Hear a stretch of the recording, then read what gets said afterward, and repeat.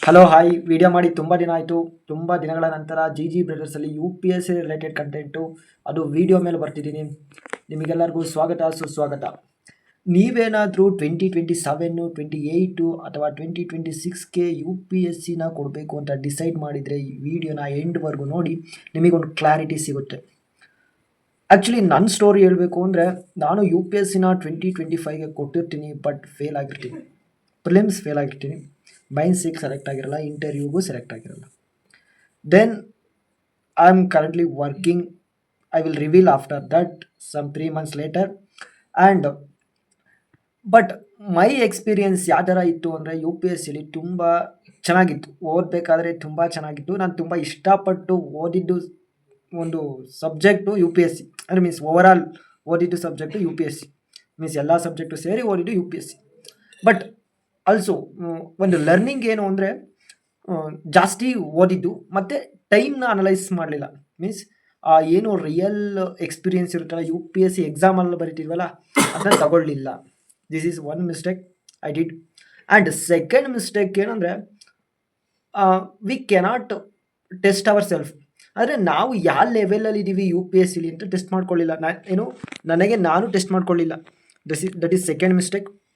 ಏನಂದರೆ, ಓದ್ತಿದ್ದು ಬಟ್ ಆದರೂ ಏನು ಓದಿದ್ವಲ್ಲ ಅದ್ರ ಮೇಲೆ ಟೆಸ್ಟ್ ಮಾಡ್ಕೋತಿರ್ಲಿಲ್ಲ. ಏನೋ ಒಂದು ಟೆಸ್ಟ್ ಸೀರೀಸ್ ಸಾಲ್ವ್ ಮಾಡೋದಾಗಿರ್ಬೋದು, ಅಥವಾ ಅದ್ರ ಮೇಲೆ ಒಂದು ಆನ್ಸರ್ ಬರೆಯೋದಾಗಿರ್ಬೋದು, ಅಂಥದ್ದು ಜಾಸ್ತಿ ಮಾಡ್ತಿರ್ಲಿಲ್ಲ. ಬಟ್ ಯಾಕೆ ಮಾಡ್ತಿರ್ಲಿಲ್ಲ ಅಂದರೆ, ಸ್ವಲ್ಪ ಟೈಮ್ ಇರ್ತಿರ್ಲಿಲ್ಲ. ಯಾಕೆಂದರೆ ಒಂದು ವರ್ಷ ನಾವು ಫಿಕ್ಸ್ ಮಾಡ್ಕೊಂಡಿರೋದ್ರಿಂದ, ಮೀನ್ಸ್ ಎಕ್ಸಾಮ್ಸ್ ಬೇಗ ಬರ್ತಿರೋದ್ರಿಂದ ನಾವೇನು ಮಾಡ್ತಿದ್ದೋ, ರಶ್ಶಲ್ಲಿ ಬೇಗ ಇಷ್ಟು ಈ ಬುಕ್ ಕಂಪ್ಲೀಟ್ ಮಾಡಬೇಕು, ಈ ಸಿಲೆಬಸ್ ಕಂಪ್ಲೀಟ್ ಮಾಡಬೇಕು ಅನ್ನೋ ಒಂದು ಆ ಥರದಲ್ಲಿ ಹೋಗ್ತಿದ್ದು. ರೈಟಾ? This is our experience, I have to tell here. Okay. And then ಇನ್ನೊಂದೇನು ಅಂದರೆ, ಮತ್ತು ಟೈಮಿಂಗ್ಸ್. ಈಗ ಟೈಮಿಂಗ್ಸ್ ಮುಖ್ಯ ಅಲ್ವಾ? ಮತ್ತು ಇನ್ನೊಂದು ಹೇಳ್ಬಿಡ್ತೀನಿ. ನೀವು ಸರ್ ಟೆಸ್ಟ್ ಸೀರೀಸ್ ಏನೋ ತಗೊಳ್ಳಿಲ್ವಾ ಅಂತ ಕೇಳಿದರೆ, yes I do test series, but limited. How many?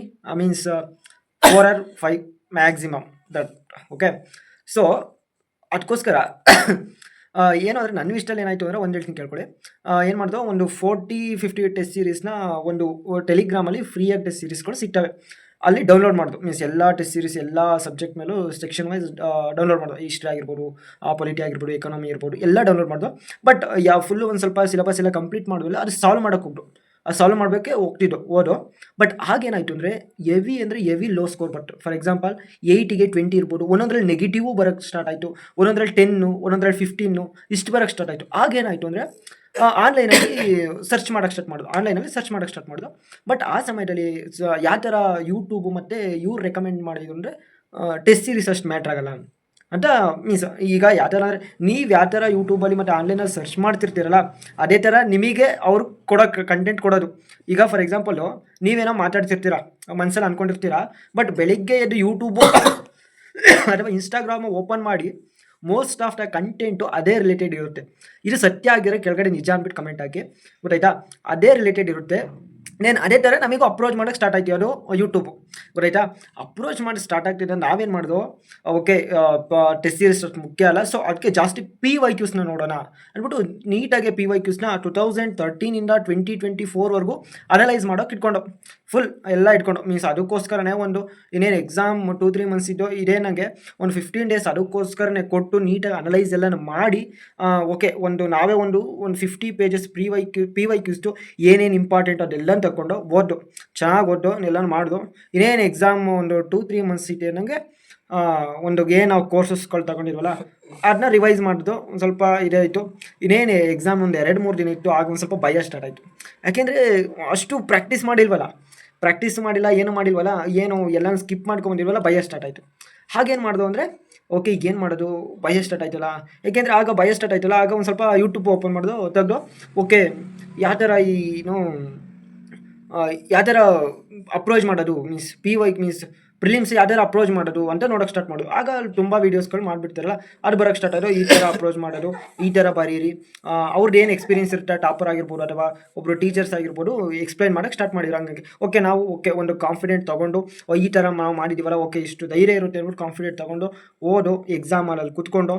But UPSC ಎಲ್ಲ ಎಕ್ಸಾಮ್ ಥರ ಅಲ್ಲ. ಮೀನ್ಸ್ ಯಾವುದೇ ಎಕ್ಸಾಮ್ ಆಗಿರ್ಬೋದು ಪ್ರಾಕ್ಟೀಸ್ ಬೇಕು. But U P S C ಆ ಥರ ಅಲ್ಲ. ಯಾಕೆ ಅಂದರೆ ಪ್ರಾಕ್ಟೀಸ್ ಇದ್ರೂ 50% ಪ್ರಾಕ್ಟೀಸ್ ಇದ್ರೂ ಇನ್ನು 50% ಅವರು ಅಲ್ಲಿ ಆಟ ಆಡೋದು ಮೈಂಡ್ ಜೊತೆ. ಮೀನ್ಸ್ ಮೈಂಡ್ ಗೇಮ್ ಆಟ ಆಡ್ತಾರೆ ಅಲ್ಲಿ, ಆಯಿತಾ. ಈವನ್ ಈಸಿ ಇರೋ ಕ್ವಶನ್ ಕೂಡ ನಮಗೆ ಟಫ್ ಮಾಡಿಡೋ ಯಾರು U P S C prelims, ಆಯಿತಾ. ಯಾಕೆಂದರೆ ಆ ಪ್ರೆಷರ್ ಕ್ರಿಯೇಟ್ ಮಾಡ್ತಾರೆ ಅಲ್ಲಿ. ಆ ಲೆವೆಲ್ ಆಫ್ ಡಿಫಿಕಲ್ಟಿ ಕ್ವಶನ್ಸ ಹಂಗಿರುತ್ತೆ. ಈಗ ಫಾರ್ ಎಕ್ಸಾಂಪಲ್ ನಾನು ಒಂದು ಸಿನಾರಿಯೋಲ್ಲಿ ಎಕ್ಸ್ಪ್ಲೇನ್ ಮಾಡೋದಾದರೆ, ಒಂದು 3 ಜನ ಕ್ರಿಕೆಟ್ ಟೀಮಲ್ಲಿ ಒಬ್ಬ ಸ್ಪಿನ್ನರ್ ಇರ್ತಾನೆ, ಒಬ್ಬ ಫಾಸ್ಟ್ ಬೌಲರ್ಸ್ ಇರ್ತಾನೆ, ಇನ್ನೊಬ್ಬ ಸ್ಲೋ ಬೌಲರ್ ಇರ್ತಾನೆ. ಅವ್ರೇನು ಮಾಡ್ತಾರೆ, ಫಸ್ಟು ಒಂದು ಕ್ಯಾಂಡಿಡೇಟ್ನ ಒಂದು ಆತ್ಮವಿಶ್ವಾಸನ ಕುಂದಿಸೋಕ್ಕೆ ಆ ಸ್ಪಿನ್ನರ್ನ ಕಳಿಸ್ತಾರೆ. ಫಸ್ಟು ಸ್ಪಿನ್ನರ್ನ ಕಳಿಸ್ಬಿಟ್ಟು ಅವನು ಹೊಡಿಯೋಕ್ಕಾಗಬಾರ್ದು ಆ ಥರ ಮಾಡಿಬಿಡ್ತಾರೆ. ಮೀನ್ಸ್ ಅವ್ನು ಫಾಸ್ಟ್ ಬೌಲರ್ಗೆ ಸ್ಲೋ ಬೌಲರ್ಗೆ ಹೊಡೆಯೋರು ಕೂಡ ಅವ್ರಿಗೆ ಆ ಸ್ಪಿನ್ನರ್ನ ಅವ್ರಿಗೆ ಕಳಿಸ್ಬಿಟ್ಟು ಅವನು ಇನ್ನಿಬ್ಬರು ಬೌಲರ್ಸ್ಗೆ ಹೊಡೆಯೋಕ್ಕಾಗಬಾರ್ದು, ಅವನು ಏನು ಒಂದು ಸ್ಪಿರಿಟ್ನ ಕಮ್ಮಿ ಮಾಡಿಸ್ತಾರೆ. ಆ ಥರ ಇವ್ರು ಏನು ಮಾಡ್ತಾರೆ, ಆ ಒಂದು ಏನು ಟಫ್ ಆಗಿರೋ ಮತ್ತು ಡಿಫ್ರೆಂಟ್ ಕ್ವಶನ್ ಇಟ್ಬಿಟ್ಟು ಏನು ಮಾಡ್ತಾರೆ, ಕ್ಯಾಂಡಿಡೇಟ್ಸ್ನ ಆಟ ಆಡಿಸ್ತಾರೆ. ಸೊ ನನ್ನ ಡಿಫಿಕಲ್ಟಿ ಅಂತ ಹೇಳ್ತಲ್ಲ, ಯು ಪಿ ಎಸ್ ಸಿ ಯಾವತ್ತೂ ಡಿಫಿಕಲ್ಟಿ ಅಲ್ಲ, but it is different exam. ಓಕೆನಾ. Next, this is my experience. ಮತ್ತು ಅವತ್ತು ಆ ಎಕ್ಸಾಮ್ನ ಮುಗಿಸ್ದೋ, ಅಲ್ಲಿಂದ ಬಂದೋ. ಬಟ್ ಆಗನ್ನಿಸ್ತು ನಾನು ಪಾಸ್ ಆಗ್ತೀನಿ ಅಂತ ನೋಡಿದಾಗ, ನನಗೆ ಎಕ್ಸಾಮ್ ಹಾಲಿಂದ ಹೊರಗಡೆ ಬಂದಾಗಲೇ ಅನ್ನಿಸ್ತು ನಾನು ಪಾಸ್ ಆಗಲ್ಲ ಅಂತ ಒಂದು ಕ್ಲಿಯರ್ ಇತ್ತು. ಯಾಕೆಂದರೆ ಆ ಪೇಪರ್ ನೋಡಿದಾಗ ಓಕೆ ಇಟ್ ಈಸ್ ಈಸಿ. ಯಾಕೆಂದರೆ most of the topics coming from P Y Qs.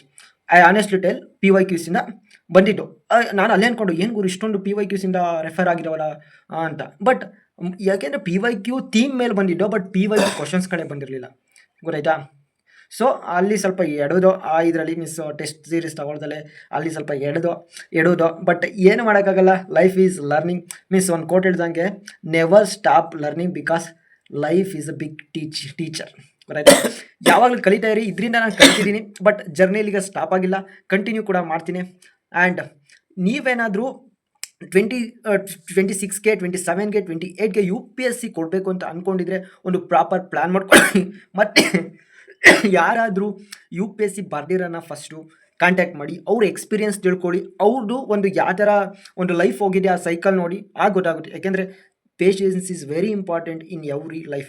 Time important, ಗೊತ್ತಾಯ್ತಾ. ಟೈಮ್ ಇವತ್ತು ಇರುತ್ತೆ, ನಾಳೆ ಆ ಟೈಮ್ ಬಾ ಅಂದರೆ ಬರಲ್ಲ. ಸೊ ಗೊತ್ತಾಯ್ತಾ, ಟೈಮ್ ಇಂಪಾರ್ಟೆಂಟು. ಬಟ್ ಏನೇ ಮಾಡಿದ್ರು ನಿಮ್ಮ ಇಷ್ಟಪಟ್ಟಿದ್ದು ಮಾಡಿ, ಅವತ್ತು ಸಕ್ಸಸ್ ಸಿಗುತ್ತೆ. ಮತ್ತು ನಿಮಗೆ ಬೇಜಾರಾಗಲ್ಲ, ಮತ್ತು ನಿಮಗೆ ಗಿಲ್ಟ್ ಫೀಲ್ ಇರಲ್ಲ. ಯಾಕೆಂದರೆ ನಾನು ಅಂದ್ಕೊಂಡಿದ್ದೆ, ಅದು ಮಾಡಿದೆ, ಅದಾಗಲಿಲ್ಲ, ಬಿಡು. ದೇವರು ಅದಕ್ಕಿಂತ ಒಂದು ದೊಡ್ಡ ಪ್ಲ್ಯಾನ ನನಗೋಸ್ಕರ ಇಟ್ಟಿರ್ತಾನೆ, ಗೊತ್ತಾಯ್ತಾ. ಯಾವತ್ತು ಏನೋ ಒಂದು ಫೇಲ್ಯೂರ್ ಆದಕ್ಕೆ ಕೆಳಗಡೆ ಕುಸ್ತು ಹೋಗೋ ಅವಶ್ಯಕತೆ ಇರಲಿಲ್ಲ.